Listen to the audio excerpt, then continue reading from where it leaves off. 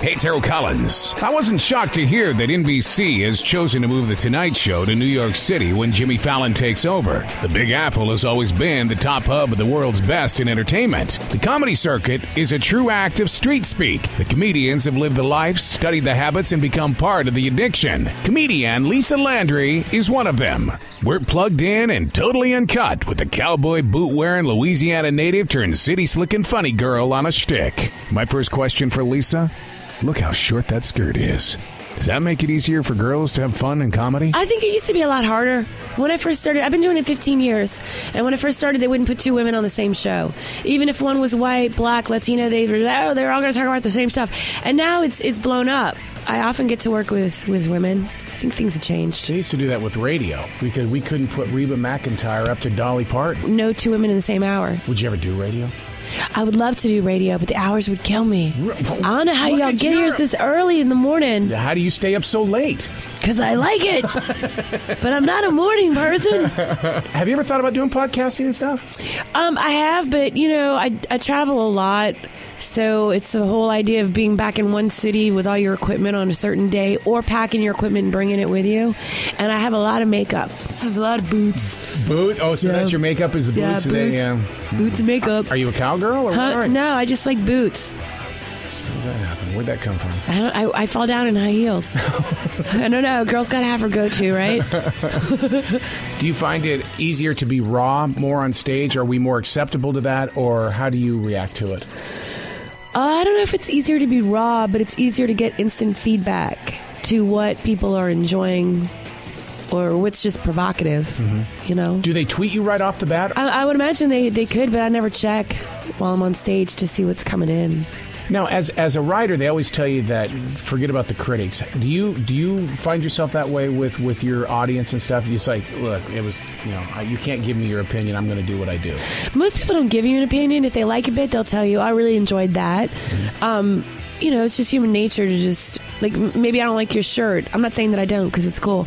But maybe I don't like your shirt, but I'm not going to be like, I don't like your shirt. Instead I'll be like, oh my God, I love your haircut. Do you try to stay away from the politics? I stay away from political humor because it's very polarizing. And I don't know, we need more love. I think as a species, there's enough rancor. But I don't really watch the news. I haven't watched the news in probably a year. Isn't that awful? I don't know what's going on in the world. I've been going through a divorce, so I've been focusing on just... That's the top story. Korea hates us, right? Are they going to bomb us or something like that? Yeah. What are they... Somebody told me that, but I just lost weight, so I really hope they don't do it soon. It would have been cool if they bombed us like a year ago and I was like 60 pounds bigger. I'd be pretty pissed if that bomb works. What are you doing to lose weight? Tequila diet. Nice. It's easy. Yeah, I've tried everything, but this is just, you just eat once a day and drink Patron till you pass out. It did help me lose weight and make some very questionable decisions that I appreciate. Got a lot of good stories. But maybe it does help you put a joke together. I don't know. It's hallucinogenic. So things happen in slow motion. I have time to stop, but I don't think I will. Do you find YouTube a hinder, or do you actually use it as a tool? I have a channel that I have not updated. Yeah, so I have clips that need to go out there. I just released a new CD, and I'm in the process of putting everything together for the marketing of it. Of such. But, the first time I released a CD, it wasn't all this. YouTube was there, but it wasn't the same monster that it is now. How do you release a CD in a generation that's addicted to iTunes? It's on iTunes. So they can download it on iTunes. Is it still a routine? Boys and girls. Huh? Is it still a routine? Do you find yourself going, okay, I'm going to do this. Like, we have formatics in radio. I have to say this. I have to say this. Oh, man, I might be able to say this. I typically know my opener and my closer. Everything else is up for grabs. There's a way that I like to do it, especially because I just released a CD. So, the last few months have been very much honing in, and I want to put this here, and I want to build that there. But I think that happens with a lot of comedians typically. We know our opener and our closer, and everything else you never know. Because every comedy show is different. The audience is different. That's what's so beautiful about live comedy. It will never be repeated. What keeps you in it after 15 years? I mean, come on, late night Taco Bell taking orders. That to me seems like the ultimate job. Stability. You know, you're in the same place every day. You got pictures of your loved one right there by the speaker. I couldn't see doing anything else. I mean, I could see moving towards something else in this industry. I could never be in the same place every day. I think I would go crazy. Do you write the joke first, or does it hit you first? And do you laugh while it's happening, or do you really put a lot of thought into it? I very rarely laugh at anything that I do. Yeah. Wow. How do you know I guess because you get analytical. Yeah, okay. You get analytical about it. You know, I'll jot it down. I'll have stuff that happens that makes me laugh all day. I'm like an 8-year-old, you know, and I'm like, I can laugh all day at some. I had something happen. I was just telling a friend in court a few days ago because I just got divorced, and something happened that made me laugh for a good 72 hours after. And it's just a moment in time.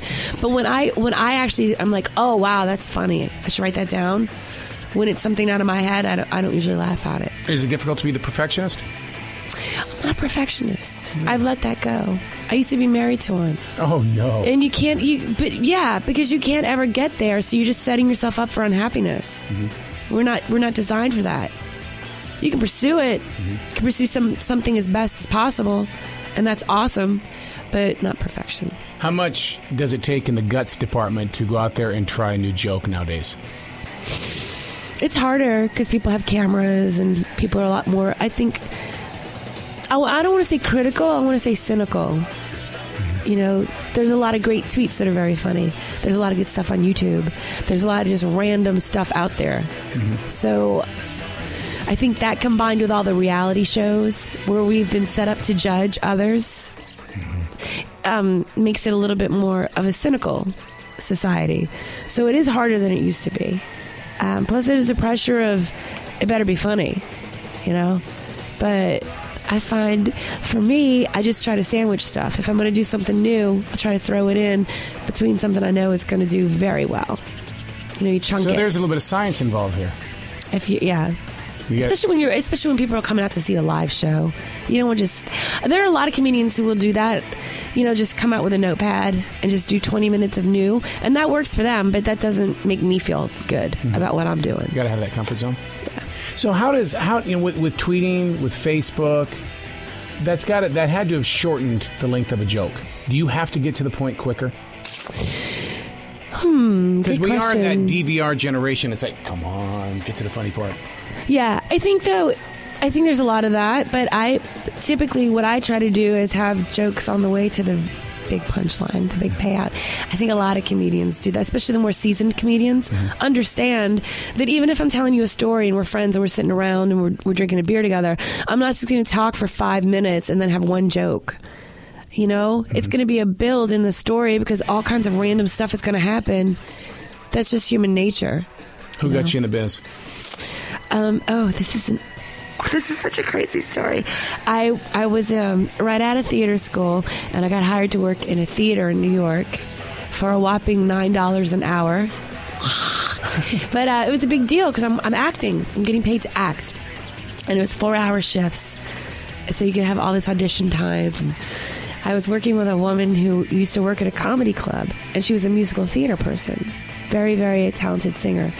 She got hired to be the comedy agent at a top 5 agency.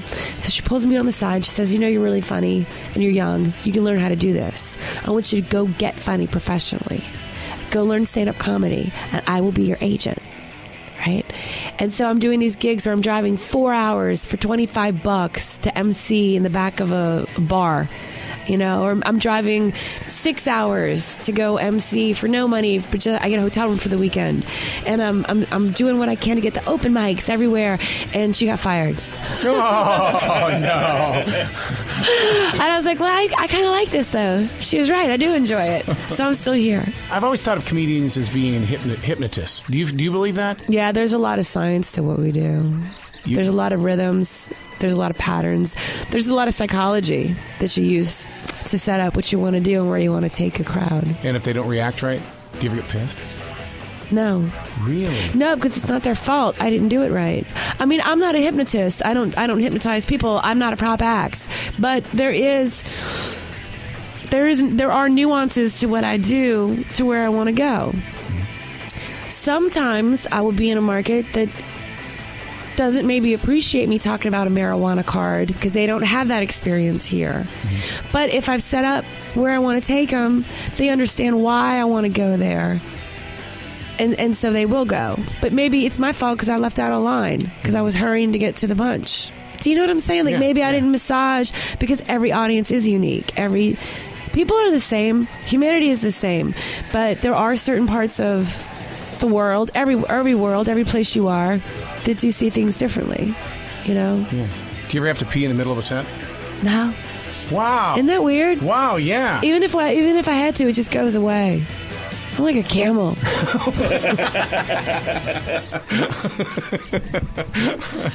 Good job. Thank you. Good job. Lisa Landry, The Comedy Zone, Charlotte, this weekend. Get your tickets, CLTComedyZone.com. CLTComedyZone.com.